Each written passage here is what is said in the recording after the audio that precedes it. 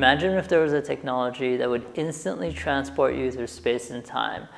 It would take you back to a rich ancient Persian culture where you would rub shoulders with the kings and queens and be in the presence of royalty. Well, this technology doesn't exist yet, but the closest it can get to this feeling is with the beautiful works of art that is antique Persian rugs. And with just a little bit of imagination, these rugs have this unique ability to work as time machines and take you back to a rich ancient Persian empire. Hi, I'm Sean with Catalina Rug, and in this video, we're gonna go back in time together and take a look at all the different time periods of Persian rug weaving all the way back to 2,500 years ago. Now, luckily for us, these Persian rugs are so well crafted and so cherished that they were able to survive hundreds of years, and they were passed down from one generation to another, and they really become a living history. So in this video, we're gonna spend a lot of time focusing on two of the most important time periods for Persian rug weaving. One of those time periods is when the Safavid Dynasty ruled Persia from 1501 to 1732. And this is known as the golden era or the Renaissance for Persian rug weaving. And then we'll also look at when the Qajar Dynasty ruled Persia in the 19th century, because during this period there was the most amount of rug production. And so I think it's really important that we focus on these two periods the most. Now, as I was doing my research, what I found that was really interesting were a couple things. One of them is how the different dynasties and as the different empires started to rule Persia, how they were influencing the design and production of Persian rugs, and how different aspects of cultures mixed into Persian rugs. I found that really fascinating. Also, another interesting development as I was doing the research is how the role of the Persian rug weavers themselves changed over time, and especially as Persian rugs became more important economically. Now, if you want to learn more about how these changes happen and what changes happen, then stick around to the end of this video. So first, let's go back all the way to 2,500 years ago, where the first evidence of tribal Persian rug weaving has been found. So the oldest Persian rug in the world has been unearthed by archaeologists in the Pasrek Valley, and it dates back all the way to 5th century BC. This rug is known as the piled Pasrek rug, and is surprisingly in very good condition.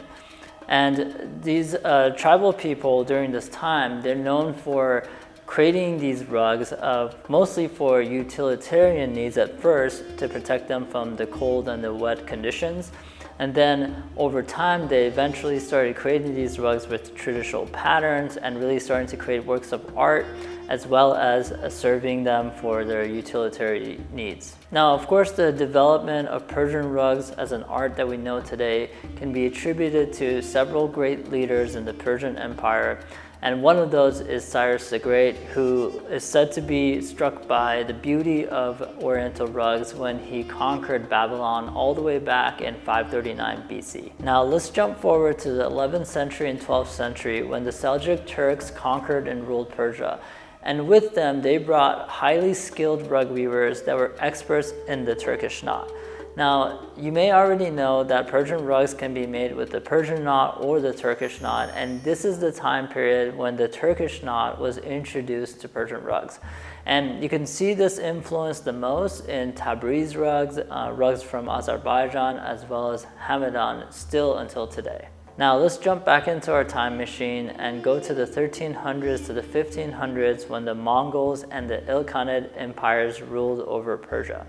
So during this time period, there was a lot of influence over Persian rugs, and perhaps Persian rug weaving as we know it started from this period because of the influence over the designs and patterns. So what the Mongols are credited for this period is bringing in designs from China and also from the Islamic art, and mixing these designs and art together to create the designs in Persian rugs. And something that they definitely brought over from the Chinese art is the depiction of pictorial spaces and also white spaces. So other influences that this period has been accredited for is the introduction of motifs such as phoenixes, lotus, cloud bands, and also the iconic dragon.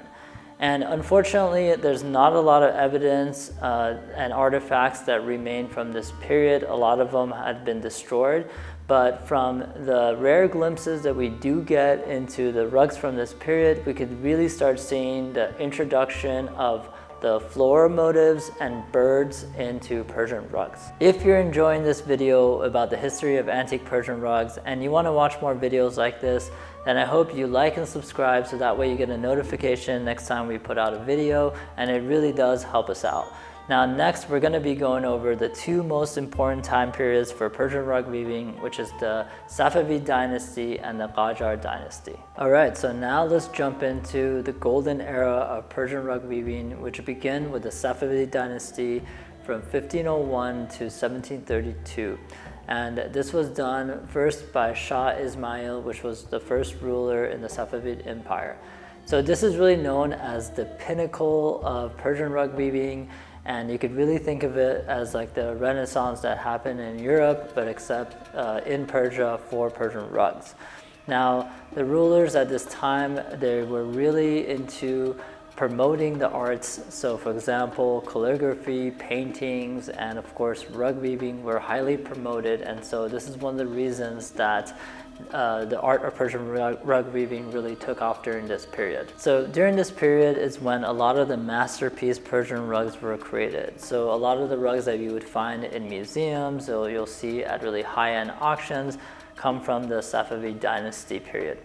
And something to note is that the largest rug producing center during this time were in Tabriz, in Herat, as well as Kashan and Kerman, which are probably names that you're already very familiar with.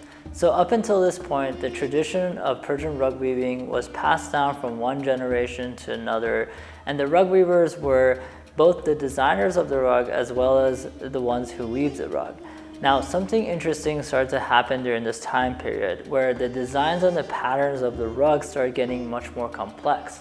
And so because of this complexity, this required there to be a separate designer of the rug, and then the rug weavers would convert these designs and actually create the rug. So here's where you can start seeing the separation taking place, where the rug weavers are no longer in charge of both the design and the weaving, but now they're more in charge of implementing the design of others. So with these more complex patterns, this is a time where you start seeing the introduction of the large central medallion, as well as the more elaborate designs like the curvilinear and the geometric designs that you see in Persian rugs today. Also during this period, you'll start seeing the introduction of more flowers and vines and just more detailed designs that gave the rug more harmony and rhythm. Also during this period, what's important is that they started standardizing patterns and being able to replicate them. That way they could sell them to the Asian and European markets. So let's briefly go over the design and weaving process from this period, which hasn't changed much up until today. So the designers that were hired to create these rugs, they were often miniature painters, and what they did is that they created the patterns of the rugs and they put them on what's known as cartoons. Then the rug weavers would take these cartoons and put them behind the weft of the rug, and they start weaving the patterns that appeared in these cartoons as the rug itself. Now, because of this process that was developed, then slowly schools began to appear during this time. So these are Persian rug weaving schools.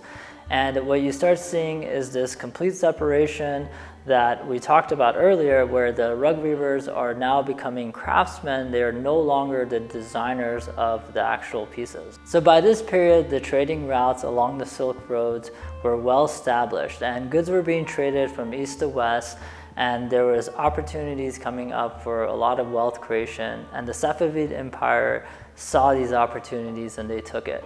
So they started exporting Persian rugs to high-end consumers and aristocrats all around the world, especially to the European and Asian markets.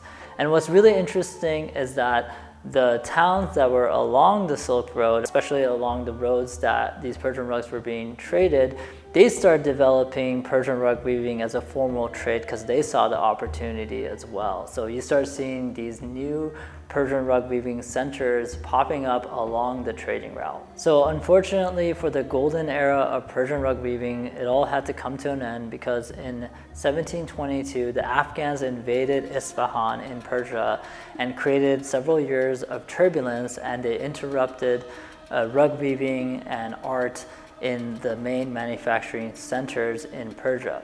However, there were still rugs being produced by tribes and villages, but inside of these manufacturing centers, things stopped for a while. So here's where we end the journey almost 2 centuries later in the 19th century with the Qajar Dynasty and the rule of Shah Qajar. So this is the period where the Persian rug weaving production really peaked. So the most amount of Persian rugs were being made during this period. And you start seeing the re-emergence of the Persian rug weaving industry, and exports started thriving to Europe and American markets. And luckily for us, during this period, the Persian rug weavers were able to capture the range and quality of their predecessors. And this was true not only for the original rug weaving centers such as Tabriz and Kerman, but also the newer weaving centers that started appearing such as Sultanabad and Kashan. So during this period, the biggest consumer of Persian rugs were countries like England and Germany. And these countries really pushed for the development and growth of new factories in the main manufacturing hubs of Tabriz and Sultanabad, Kerman, and Mashhad. And also during this period, you start seeing companies from America and Europe coming into Persia, setting up their own manufacturing hubs so they can export and take advantage of this opportunity. Plus, you have rulers like Reza Shah Pahlavi, who set up his own factories to create royal rugs, which were the highest quality Persian rugs for this time period and of the region. Now, since that time, Persian rugs have been made in a wide array of styles and designs, from the finest urban pieces to the more bold designs that you see from village and tribal rugs. And for the 19th century rugs that were made in the factories in these large manufacturing hubs, luckily for us, they all have standardized design and they're pretty easily recognizable. So for example, we have a lot of videos where we go over Tabriz rugs, Hariz rugs, Kashan rugs, and all the different types of Persian rugs, and we take a look at their materials, their design, and their colors to be able to distinguish where they come from. Now, this is not so much the case for smaller village rugs and tribal rugs, where the weavers were still the designers of the rugs and the storytellers too. Now, this concludes our video on the history of antique Persian rugs. I really hope they enjoyed this video and found this topic as interesting as I did. Now, if you're watching this video on YouTube, I invite you to like and subscribe and comment below. Also, check out our website, CatalinaRug.com, because there we have a lot more information on antique Persian rugs, and also you can take a look at our collection of antique rugs there. And if you want to watch more videos on the different types of Persian rugs, we have a playlist that you can binge on. And so with that, I'll see you in the next video.